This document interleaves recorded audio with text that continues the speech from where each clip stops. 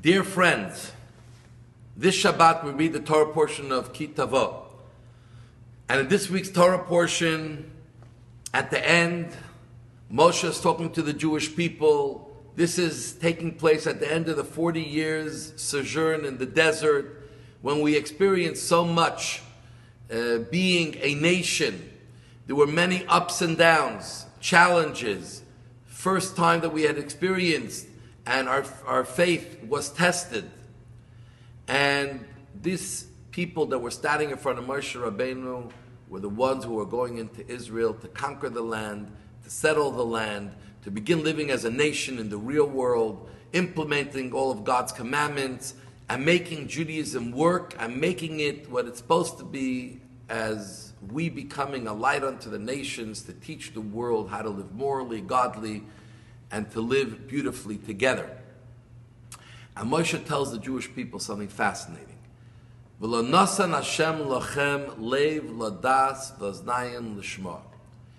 God had not given the Jewish people the opportunity to really understand and comprehend what is really going on.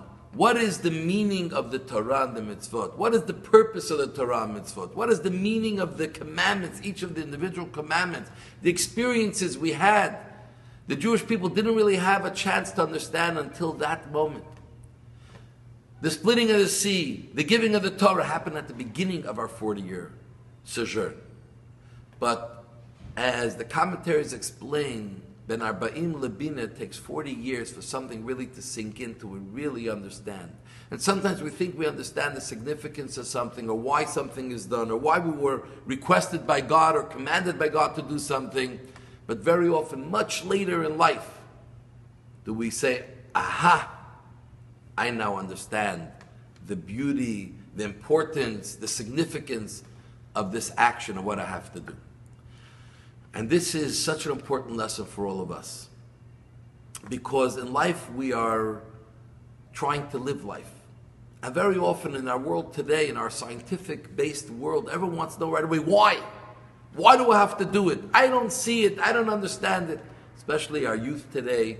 If they don't understand clearly, they don't want to do it.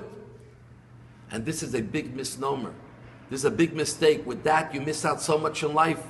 Because you're not going to understand possibly at all, or even if you understand the richness, you will not understand until you do it and you feel it and you experience it, and much later in life. And this is why God tells the Jewish people, follow the mitzvahs. Lishmor, velasos, to do and to follow. Because once you do and you follow and you get yourself used to doing a mitzvah, the reason, the purpose, the significance will start coming into you and will start resonating. But you got to do it first. And as we get close to Rosh Hashanah, and this Saturday night with Tzei Shabbat, we start the Slichot prayers after midnight, and we start the extra prayers, getting ourselves ready for Rosh Hashanah and asking God to listen to our prayers. And we want God to give us all the blessings. But we also got to be ready in Rosh Hashanah to accept the yoke of heaven. To accept what God gives us in the Torah unequivocally. This is how we have to behave. And once we accept unequivocally, this is the way I have to behave, the way God wants us to behave, then the nishma, the purpose, the reason, with time, will start sinking into us and will start resonating with us. And the enjoyment comes much later in life. Just like when a person works their whole life, when do they really enjoy the efforts of their labor? Only after they retire, once they have accumulated. And so too it is with the actions that we do, following and listening to what we are told to do by God in the Torah. As time goes on, that's when the richness is beautiful. So we can't wait to appreciate before we do. And this is the call of the hour. Accept, listen to the Torah. It's actually worked better than any other thing out there. It's worked for 3,800 years. Especially 3,300 years since the Jewish people got the Torah from God, and 3,800 years since Abraham. Just do it, and then the beautiful feeling and everything that comes along with it will be in your life. And let's hope that for all we have done, that resonates more and more, gives us added excitement to do it, and we keep on to the program, and this way our lives will become richer and richer, more and more beautiful, which will bring, that alone is a blessing, and will bring all the other blessings that we need.